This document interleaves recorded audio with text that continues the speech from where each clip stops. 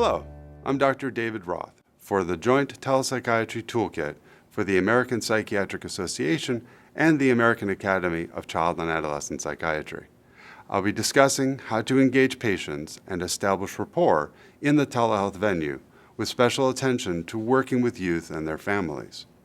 Like an actor stepping onto the stage, telepsychiatrists must engage the patient's attention and convince them that they are trustworthy, competent, empathic, and will be responsive to their needs. Providers who seem naturally empathic and create good rapport are instinctually communicating well, both verbally and non-verbally, with their patients. The importance of using and observing congruent nonverbal communication cannot be overstated. Over 2/3 of communicated meaning comes from the nonverbal messages, not the actual words spoken. Insufficient, unobserved, or incongruent nonverbal communication weakens the provider-patient relationship. It is often not what is said, but how it is said that matters most to our patients. A critical element of nonverbal communication is how the provider and participants see each other on the screen. To this end, careful room selection and thoughtful participant arrangement are two powerful ways to communicate your professionalism, build rapport, and make the session feel authentic for everyone involved. Telepsychiatrists often have to work with a variety of rooms, but with the right setup, sessions can be successfully conducted in classrooms, conference rooms, treatment rooms, offices, living rooms, and even bedrooms. After the room at the patient's site is selected, it should be tailored to support video conferences, accommodate the routine number of participants, and maximize participants' focus during the session. Good video conferencing rooms will make everyone feel comfortable, minimize distractions, remain private, and ensure everyone can hear and see each other. If there is only one participant at the remote site, they should sit 2 to 4 feet away from the camera and the screen. For each additional participant, move them another 2 feet back from the camera. If 2 or 3 people want to sit within 3 feet of the camera, they will probably have to sit shoulder to shoulder in order to fit within the frame. Although armchairs are comfortable, chairs with straight backs and without armrests accommodate 2 to 3 people closer to the camera. And this is often necessary when the microphone or speakers are marginally adequate to the task.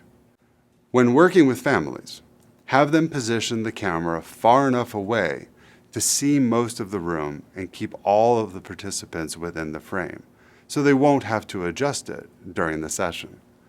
Many seating arrangements can work for children. Children can sit next to the parent, between the parents, or on a parent's lap, or in front of the parents in either their own chair or on the floor. When focusing on a single youth who can remain in a chair, have them sit close to the camera. The chairs should be stationary to keep the kids from rolling them out of the frame and light enough for the parent to reposition them. Sometimes a hyperactive child cannot remain in the frame. Consider keeping the parents in the frame and call the child back to the camera when they need to answer a question. If a child's motor skills, play, exploration, and movements are being assessed, the room should be large enough for this activity to fit within the camera frame. Autistic youth may need room to move around or engage in preferred activities while you are meeting with the parent and/or staff. You see him in the back? I can. That's probably why I'm doing it, is so we can have a great example of how you guys can work with me while he's still doing his own thing. Okay, good. So, Rosie, you can come back in the frame. There we go. We got both of us. You got Keanu. Perfect. Yeah, awesome. There he is, right there. Enjoying his music. Occasionally, anxious or defiant youth will refuse to sit within the camera frame. If behavior management strategies fail to move the youth, then prior to the next session, instruct the parent or session facilitator to turn off the self-monitor image and seat the youth farther away from the camera so they remain in the frame. Another strategy is to allow the youth to have more privacy for part or all of the session.